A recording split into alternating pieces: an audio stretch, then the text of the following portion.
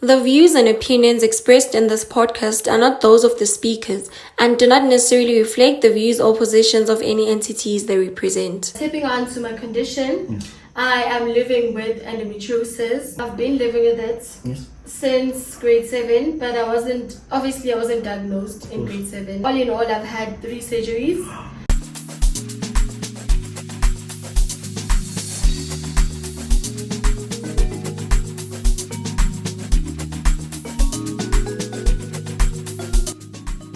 And this is your boy Zulu, Remy Pepeta Indoor, Diabulala Ibutu Iedo. We're here at Milano Cafe. We actually about to shoot our episode, and again, I'm trying to get and get Hambano, Utepi Umomo, Uzo Itazu Butuban, because a lot of people know her with different names. Unjan. As you might have said, my name is Tshepiso Ranoko, also known as Momo, popularly known as Nectar, and T, the list goes on. But yeah, that's just me. Thank you for honoring the invite and thank you for being here again. You mentioned like a little bit about yourself. Who is Tshepi? Because you've been saying that some know you as Tshepi Momo, some know you as an extra trip. Could you actually just please brief us more about yourself? Okay, so as I did say that my name is Tshepiso, which is the name that was given by my parents.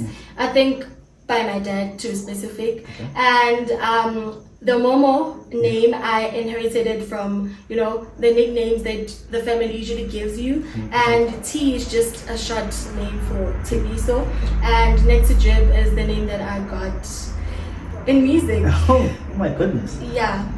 So telling you about myself, I am just a girl from a township called Snake Park. I was born and raised there. I'm raised by my mom, my grandmother, and my grandfather, as well as my stepfather.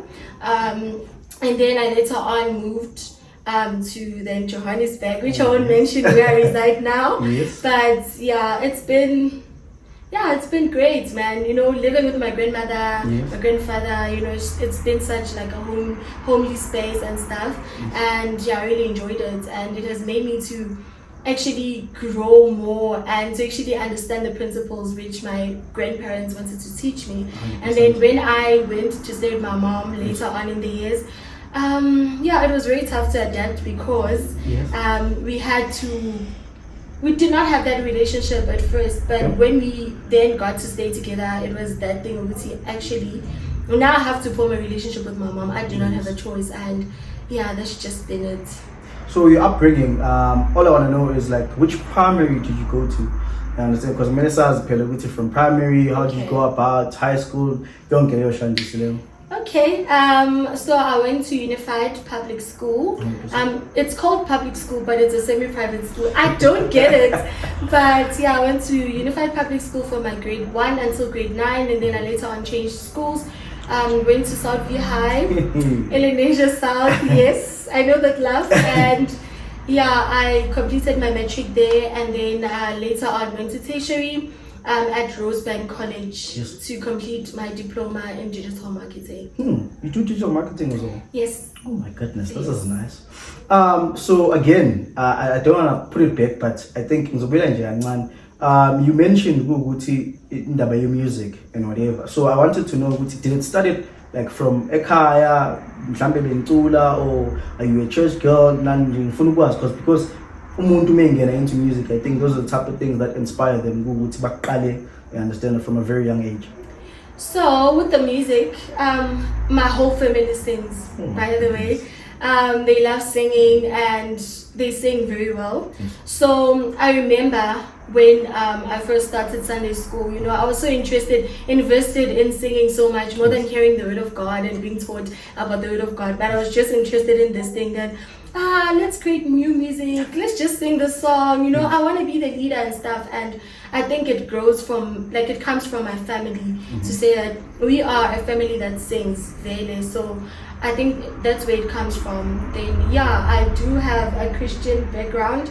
I am from a Christian home and I've always been about that till now. Well, that's actually quite interesting. So again, you then mentioned at Rosebank, you did your diploma in digital marketing, you said, right? Yes. So like how was it? You understand? Because all I want to know is, how did you actually try to maneuver with all of that? Because I know like varsity life or college life is actually like quite a lot, I might say. So how did you actually do or go about it? At first, when I was in my grade 11, grade 12, I was going through so much in my life. Like, that phase was just, something else. But I was so confused as to, do I really want to go to tertiary? Also with the grades that I was getting. They were fair grades. Yes. They were very fair. I was a very hardworking child. I was not intelligent, but I was hardworking. Hence, I got like fair grades, Also, like some of the subjects I would like excel and some I would just get like fair grades. And I would just ask myself if I still want to continue with school, and then I just got to a point where, let me just go and carry on and study. And I got to Rosebank.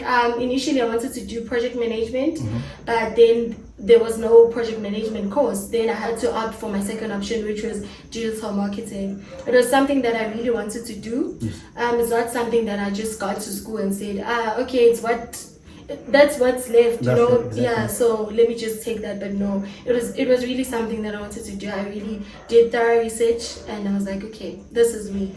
100%. Yeah. I get you. But again, all I want to know is, because I know it's actually hard for my first year, because it's like a new environment, like buildings and whatever. Now you have to go to lecture rooms and whatever. Like, Abanga, how did you come up with like making friends? Because at some like first years, I know it's a little bit hard, because you're coming from a different environment, moving into a new environment again and trying to adjust. Like, how did you go about that? Okay, so I just told myself that I'm going to tertiary, and I've read a lot, like a bunch of stories, people telling like us on social media that no, varsity life is nice, you get to live your own life and whatever, and the list goes on. But I was like, you know what, I know why I'm there and I know what I want to do, so let me just go there and just focus on whatever that I want to do. Get good grades, yes, form friendships, form bonds. Obviously you're still gonna have friends along the way, like everywhere you got to make friends, so me making friends wasn't really something that I wanted. Hence I had like minimum of friends.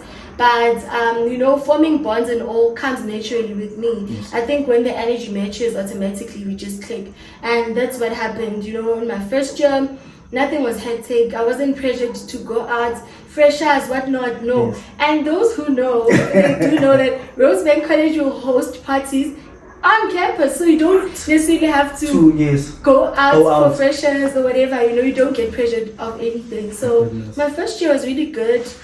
I got to meet amazing people. My lecturers were good, and I was just falling in love with the course more That's than nice. anything. Yeah. Again, sorry to mention again, my co-host is actually not here today, but he actually did some research on you, like a lot. Okay. And he actually told me you were an A student in university, because you could get like your awards, excelling in the course, and show that like you're actually a good student. So like what gave you the self motivation, or what motivation did you have like around that? I think when you do what you love at school, you will definitely excel. I don't think if I were to do law or anything, I was gonna excel in that department. Why not? So no, when I lie, you will say through me. Okay. So so honestly, like, I did what I loved, and that's what like pushed me to want to be number one and to want to excel in this thing. And also with discipline, no one was there to push me to say, do your assignments, do whatever it takes for you to get the 90s that you want. But I did, regardless. And I'm just grateful that tertiary institutions still have this thing of honoring children that are doing well, because then it motivates other people as well, and it also motivates you to say, carry on doing it, carry on focusing on your work, it pays off. So 100%. So did you actually do, because I know when you're an A student, they actually see you as a person who can actually like pour into someone's cup. So did you do some extra lessons or help other students in that, or did you actually be a tutor? Like how did you go about it? Okay, so I did like help my fellow students, like my fellow classmates. I did help them here and there in terms of creativity, in terms of how to maneuver around.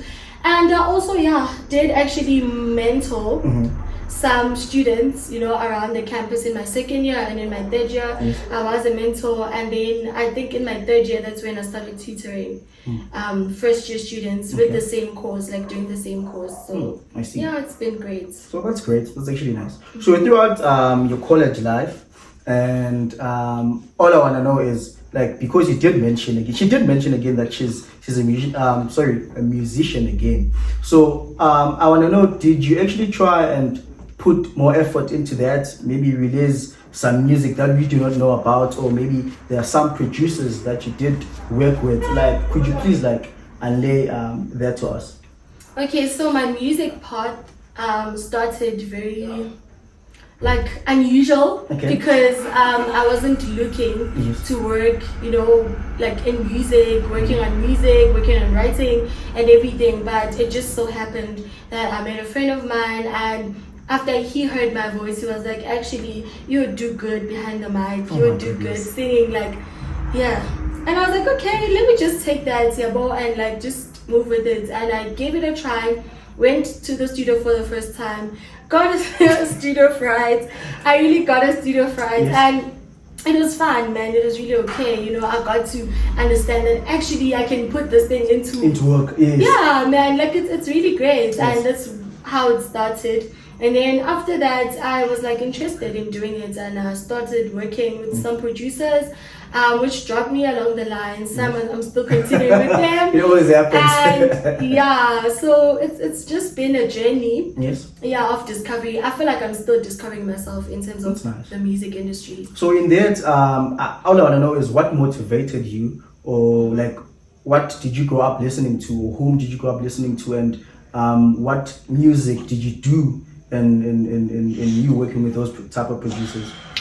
I think the first thing that motivated me was my voice. Oh my goodness. When I sing, I'm like, girl, actually you can do this thing. Yes. But then besides that, obviously the people around me would motivate me to say, actually girl, you can really sing, take it serious, don't take it light. Yes. And also your artists, your Jenny Aiko, Caesar, and all the other soul R&B artists, to be specific, really got to me, because that's the genre that I started with, soul R&B. And then moving on to obviously Babalwa and all the other legends, female legends within the industry, had just made it to say, actually I can do this, I can create my own craft, make my own statement with my own voice, and actually make it through. So yeah, I'm still hoping to grow in this music industry. I'm still hoping to work with people. I'm still hoping to be given a chance and to see how it's going. 100%. Because now phela ngiyabona ipiano seliyapusha and yonke into nje ihamba ngendlela. Have you tried and challenge yourself to be into that genre, or make some type of, I don't know, project, I'd say, because maybe Zanja pays into angazi, but it's a project. So all I want to know is, have you actually challenged yourself and put yourself into that sport? Yeah, I have. I think, as I mentioned, that I started with soul R&B genre, 100%. and I think from then I was pushed to out of my comfort zone to say, try other genres as well. So I did your Afropop, I did your Amapiano, and some soulful music here and there, and yeah, it's been great. It actually makes me to say, girl, you can sing. You can sing, all these things at once, Yes. And yeah, it's very nice, because you get to hear yourself singing different tunes, different genres, and yeah, it's very nice. It clearly shows that she has an angelic voice. Producers out there, nangu ne-touch whip, nangu Tshepiso, anenze into right ngiyayicelela nje. But moving on with our conversation again, us actually having you here today, it is because we wanted you to actually let people know on the things that you've went through in your life, and I won't say but you, as you said, you're working in progress, because I think it's best for you to actually unpack that, because mina ngazi ngibhede, you understand? Okay. Yes. So you did mention Guguti, there is a condition that you're living on, and it's something that you go and checkups and whatever. I can't really pronounce the name because I did my research, but I think it's best for you to actually tell us more about it.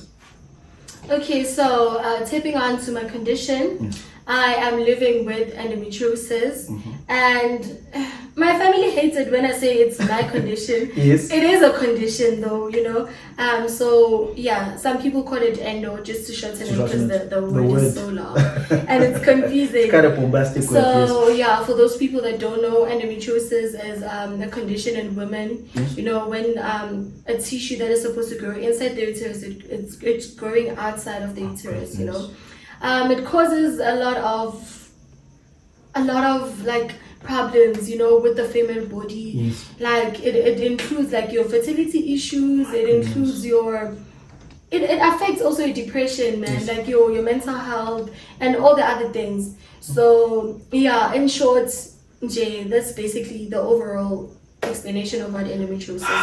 Oh my goodness, it's my first time hearing about it, but I feel like it's a quite complex and confusing thing.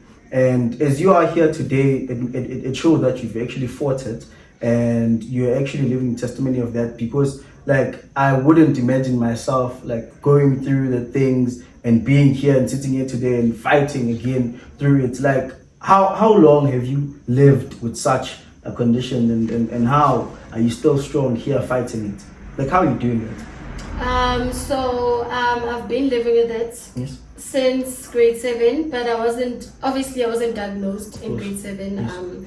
Yes. From grade 7 till my matric year, I've been sick, but I wasn't sure what's wrong until obviously I met a gynae or two. There were misdiagnoses here and there, yes. but eventually I got a doctor that would tell me actually this is what you have, and I had to also be diagnosed through surgery after my matric year. Goodness. So yeah, that was immediately after my matric. That's when I found out about the condition. And honestly, what makes me strong is that I always see people go through a lot of things, and I'm just like, okay, this is my fair share and I have to go through this. And yes, as hard as it is, as painful as it is, and as I don't know how to say, it's very complex because it even stops you from living like your normal life. As hard as it is, but what gives me strength is the fact that when other people who have fought cancer at stage 4, when there's someone who has fought like difficult medical conditions, here I am, I'm still breathing, I'm still fine, It just gives me hope to say, actually, just get up, girl. One day you're not okay, it's okay. The next morning you feel fine, you do what you have to do, and it's still fine. And it's hard, but I just have to live with it. Again, I'm even actually quite scared to ask questions, but of course I have to do it for the viewers because they actually want to know on how you actually fought that. Like, all I want to know, because you mentioned about surgeries and whatever, like if you don't mind sharing, how many surgeries have you gone to for the condition or about the condition? Okay, so all in all, I've had 3 surgeries. One obviously was when I was diagnosed with it, and then the 2 was to treat the endometriosis. Yes. And my first time in theater was not so great because the nerves were doing the most. Of course. It was my first time actually sleeping at the hospital, and it was just that thing. I have to do it. I have to sleep here. I have to face this, and I have to, because also I think I was desperate in knowing what's wrong with me after so many years of not actually knowing what was wrong with me. I finally got the chance to say, let me go do a surgery and actually find out what's wrong with me, and I just took that step, and here I am after 3 surgeries. Hopefully there's no other surgery to come. hopefully. Yeah, I hope because so. I think you've clearly had enough. I mean, there is no woman who could actually or is allowed to go through such things. It's really not on. It's really not on. But I'm really happy that you actually alarmed and actually told people on the endometriosis. Is it what? Endometriosis, yeah. Let me just say endo. Yes. Because a lot of we learn every day, as we say. So I think the viewers now know on what's happening, and if you see you're not feeling well, it's actually good for you to do checkups and for you to get diagnosed and know, of course, what's happening with your body. I think with that, I'm actually quite happy because you've actually unpacked and told us everything. In me asking again, is there maybe any music, sorry to go back, but is there any music that you're planning on releasing, or like planning on doing something with that? Because as you said, you've got an angelic voice, and I feel like people should hear it and understand and connect to it. as frustrated as I am with producers and other people, I'm still keen on making music. I'm still keen on working. I'm still keen on, you know, like growing in the music industry. And that's it. So definitely, you can expect to get something, you know.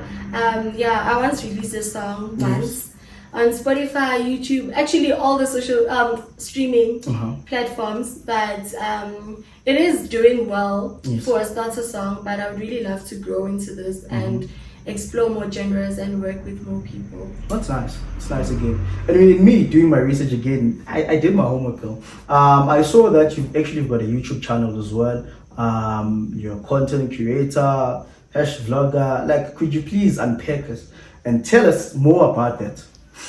Okay, so I am a content creator / YouTuber, and honestly, it's so crazy how this thing started. Hey, so how I started my content creation. Well, content creation, I think I've been doing content creation all my life. It's just that I wasn't aware it's content creation because I would take pictures of random things, random corners, pictures of literally everything, you know. And that's just how the content creation came about, because I was told that's content creation. I was like, oh, okay, that's the name for it, it's cool. But my YouTube, I've always loved watching like vlogs on YouTube, you know, people filming their everyday lives and actually showing us what they do on their daily basis. And for me, it was very, very like inspiring. I would say, okay, so actually I can just take my camera and videoize my life in jail, just like that, you know. And that's when I started falling in love with it. And how I started my YouTube channel is very crazy. So there was this one time, I was in my second year. The lecturers, like most of our lecturers are not there, so there were no classes. So then we decided to go chill at a friend's place because he was staying around you know, the area in Brampton. And we got there, we had nothing to do, and I was like, guys, I want to start my YouTube channel. No way. And it was me and my other two friends. They laughed, they're like, you serious? I'm like, yes. We started borrowing a laptop from this friend, we started doing the things, opened the YouTube channel, created a thumbnail, and it went about and how it is today. Yeah, as soon as I saw it, I was like, wow, I have a YouTube channel. They were my first subscribers, so shout out to them. I really appreciate it. So that's how I started my YouTube channel. And my first time on the camera wasn't so great. I'm not camera shy, I'm not shy at all as a person. But it was very hard. I had to start over, but eventually I did, you know, get to know me video, and and today we're having 40 videos on the YouTube. Because again, it looks like a great product when you guys have like collaborated everything, because I feel like you do like take shots, pause and whatever, but when a person is looking at it, it feels like so easy, as you say. But hey, my goodness, I feel like it's a lot. Like it's really a lot. It's a lot of work, but I think when you love something, you make time for it and you learn. You see, when you're a YouTuber, you need to learn these things. They upgrade, you know.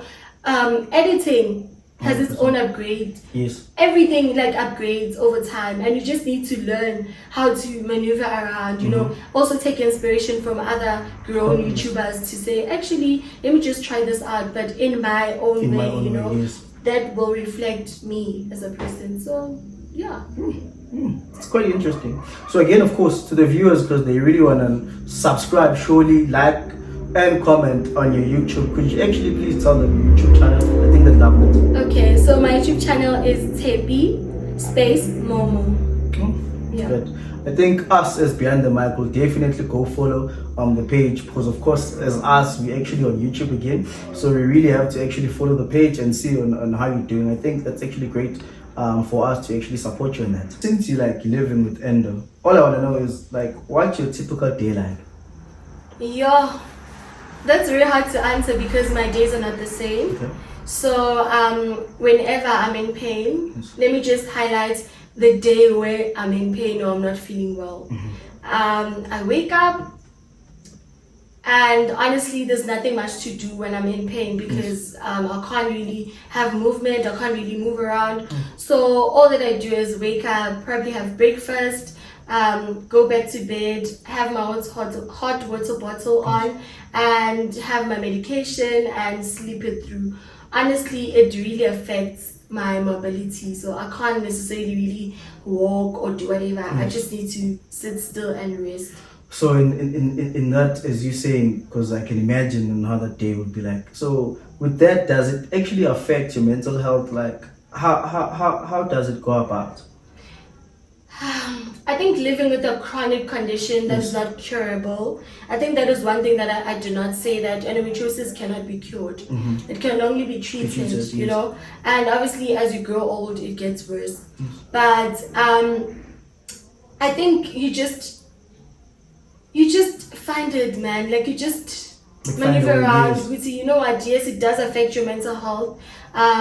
But you try and find a way, but it really does affect one's mental health, because you get to live with pain, you know, like your body gets tired, your emotional well-being as a whole gets affected. I sometimes just sit and cry, you know, find myself just asking myself a lot of questions and crying to say I'm tired of this pain, you know, like I get fed up at some point.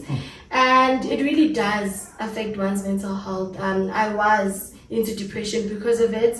And I think my doctor did somehow see that this was coming, and he was like, you know what, let's just prescribe something like medication to ease your anxiety or to try and control your overall depression, because also crying almost every day is not normal. So it really does, it really affects my mental health a lot.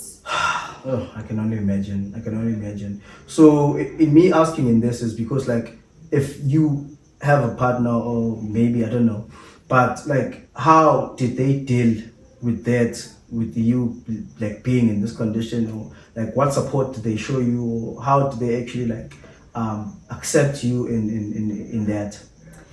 You know, it's not easy to explain to each and everyone in your life that you are living with this thing, this is how it's affecting you.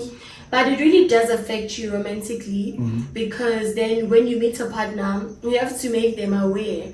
And the reason why I'm saying you have to make them aware is because of the romantic part of it, like your sexual life and all of those things, and also your emotional state, because it does get affected. So you try and avoid instances where he will question himself to say, why is she not okay today? You know, why is she constantly sick?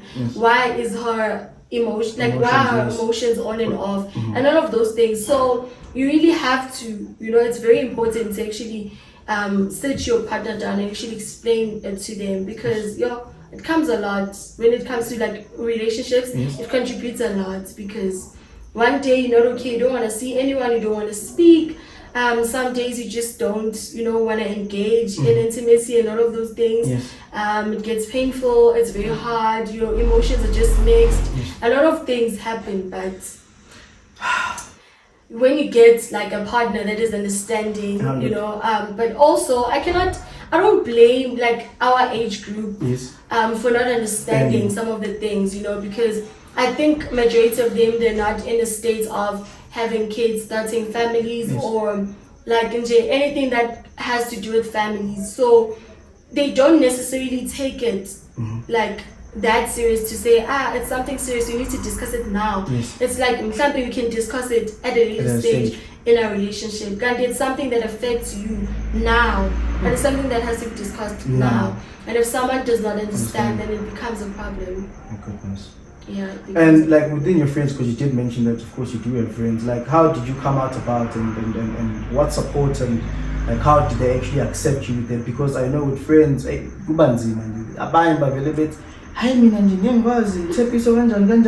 how did you like unpack that and tell them? I understand it, because this is a very hard thing to like sit down and tell the person. Yeah, you know, in primary, when I was doing my grade 7, grade 8, you know, I was fortunate enough to have friends that were supportive, you know, that would make sure they call my mom or call the office whenever I'm not feeling well in class, would visit me and like the sick room and stuff.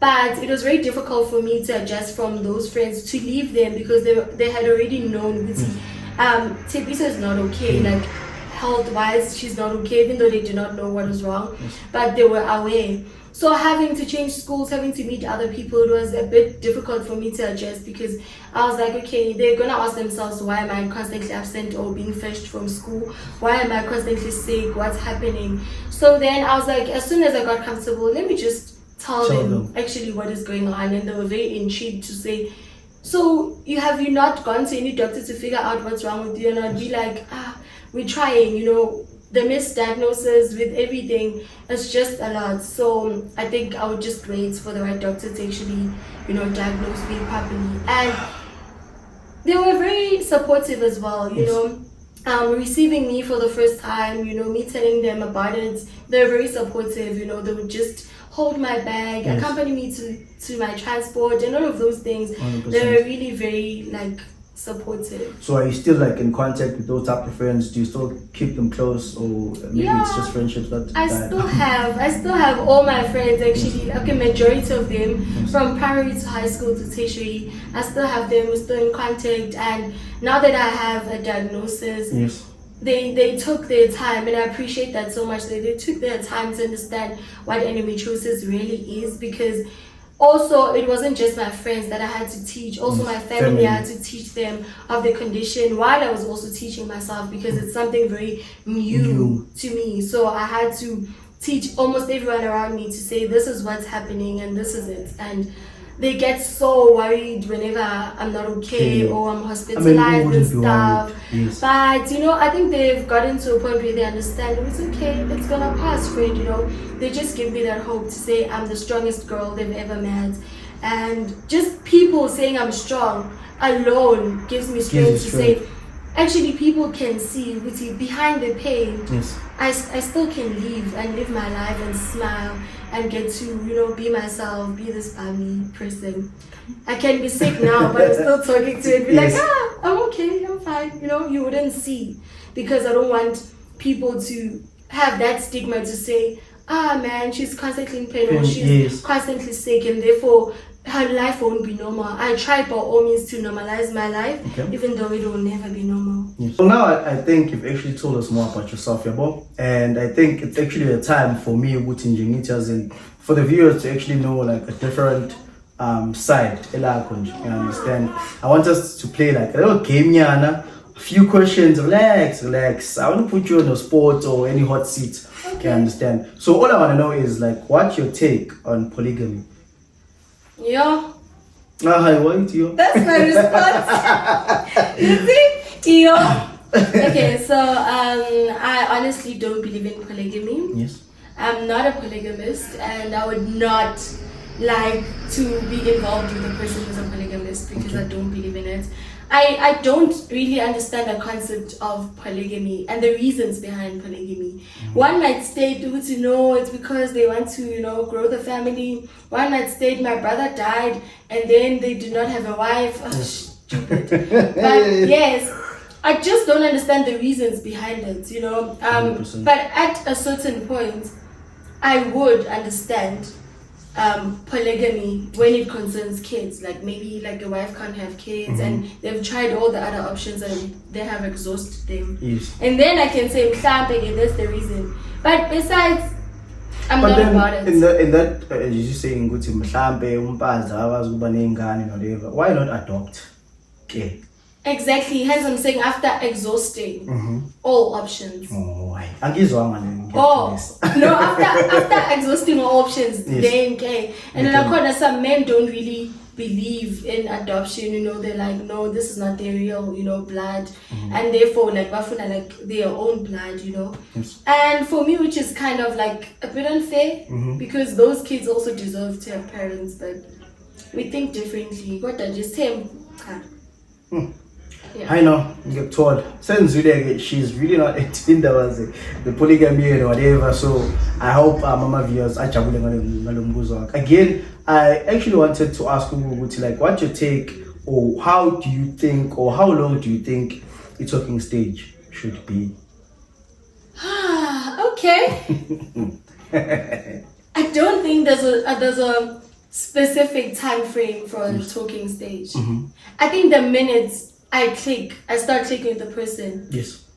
And once we start talking and I get to find out more of what I want to know in a short space of time, then I don't need to prolong that phase because I've already known like half of the things that I want to know, you know. So we might as well just move. And the fact that we connect, why not? Like, let's just move, you know. It's very, like, for me, it does not make sense to say you're gonna put a specific time frame for a talking stage, whereas you don't even know how long is it gonna take for you to know that person. It might take you 3 weeks. And then when you have set 3 months to talk to that person and to get to know them, and you know, he or she will just reveal, actually, I'm an open book. You can get to know me in like 3 weeks and actually be satisfied with what you hear. So it does not have a time frame at 100%. all. Yeah, at Yes, all. right. So in a guy like Mambo won't cheat. What are your pet peeves? Like, what are your pet peeves? What are your pet peeves in that? Smelly feet. Smelly feet. Yes. Definitely. Dirty dreadlocks. Disgusting dreadlocks. Yes. Yeah. I can say those are the two major ones, you know, but I'm mostly high on hygiene. God, the feet, no, please. All over nizweleke nani ukuthi uyithandela umjita oyigezayo oyishayela iqaba ungabethu ungakamnandi, understand? Le ndaba yene ukuthi hey nilanda school nithi no guys, please, secret socks are cheap. You understand? So she has said so ngicela enze into right. Unangu la kade nimpuna senginilethele yena uyanitshela ngiyathemba ukuthi niyenza. So again, and me asking, which animal do you think best like describes you? I think a polar bear. Polar bear? Yes. I know, like why would you choose like a polar bear? Because yes, I do come across as sweet. I do look sweet at times, but I am very aggressive when kickstart. Yeah. I think this is actually one side of her we actually have to know when she comes back to the podcast post because so like in closing like smash pass smash or pass because you said you're a vocalist. I would think you need to show me something. Smash or pass, Dalawanga, separate. Dali. Hey. Definitely Dalawanga. Let me go on producers, Miss Music or Kelvin Momo. Yeah, that's the top one. Kelvin Momo. And lastly, this one is for you, viewers. Kabza or poor? The small. The small. Guys, thank you very much for tuning in, and thank you very much, Tshepi, for honoring your invite and being here. It's a great story that you shared with us, and we're happy that we actually get to know the other side of you again. And please, again, like, comment, and subscribe with Behind the Mic. This is your boy Zulu. I'm signing out. Till next time.